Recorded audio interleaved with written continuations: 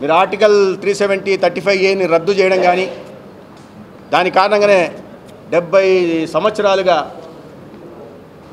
ఒక జమ్మూ కాశ్మీర్ రాష్ట్రం రావణ కాష్టంలా కాలుతూ ఈ దేశంలో అనేక చోట్ల ఉగ్రవాద దాడులు జరుగుతుంటే ఆ అసమానతలను తగ్గించి ఉగ్రవాదాన్ని ముక్కుతాడేసి కట్టడి చేయడం కోసం చారిత్రాత్మక నిర్ణయాన్ని తీసుకున్నారు.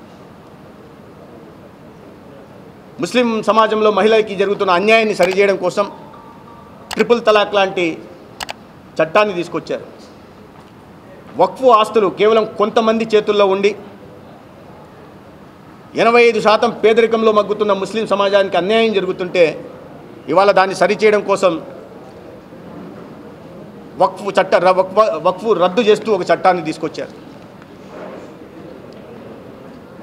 33% రిజర్వేషన్లైన మహిళలకి లేదా 1931 తర్వాత ఏనాడు బీసీల గురించి ఆలోచించిన ప్రభుత్వాలు కుల గణన చేయకపోతే ఇవాళ చట్టం చేసి బీసీ కులగణన చేసి బీసీల బలహీన వర్గాల అభ్యున్నతి కోసం పాటుపడుతున్న ప్రభుత్వం నరేంద్ర మోడీ గారి ప్రభుత్వం.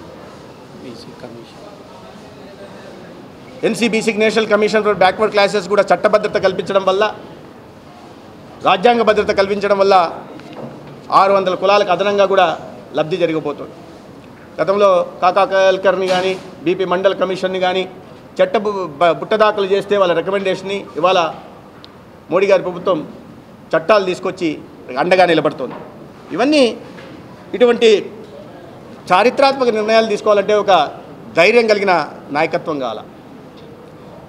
ప్రధానంగా దేశ రక్షణ గురించి, దేశ రక్షణ గతంలో సామర్థ్యం కలిగిన సైనికులు ఉన్నప్పటికీ దేశభక్తితో దేశ రక్షణ కోసం నిబద్ధతతో పనిచేస్తున్న వాళ్ళు ఉన్నప్పటికీ ఒక నాయకత్వం లేని కారణంగా దేశ రక్షణ గాలిలో దీపంలా ఉండేది.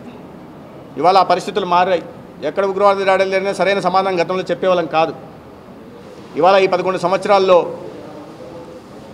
ఉగ్రవాదాన్ని పూర్తిగా ఇతర ప్రాంతాల్లో కట్టడి చేయడమే కాకుండా ఆర్టికల్ 370 రద్దు చేయడం వల్ల జమ్మూ కాశ్మీర్లో సామాన్య పరిస్థితులు తీసుకురావడం కాకుండా అక్కడ పారిశ్రామిక వృద్ధి జరగడమే కాకుండా రాళ్ళు మాత్రమే రువ్వుకునే ఆ యువతకు ఉద్యోగ ఉపాధి అవకాశాలు కలిగించడమే కాకుండా యూరి లాంటి సంఘటన లేదా పుల్వామా లాంటి సంఘటన జరిగితే సర్జికల్ స్ట్రైక్తో ఎయిర్ స్ట్రైక్తో సరిగ్గా సమాధానం చెప్పి ఉగ్రవాదాన్ని మన దేశంలో ప్రేరేపిస్తున్న ఊతమిస్తున్న దేశానికి సరైన సమాధానం చెప్తూనే ప్రపంచ దేశాలకు కూడా మన సమైక్యత సమగ్రత సార్వభౌమాధికారానికి ఎటువంటి ఆటంకం కలిగినా సహించమని ఒక స్పష్టమైన సందేశాన్ని నరేంద్ర మోడీ గారు ఇచ్చారు.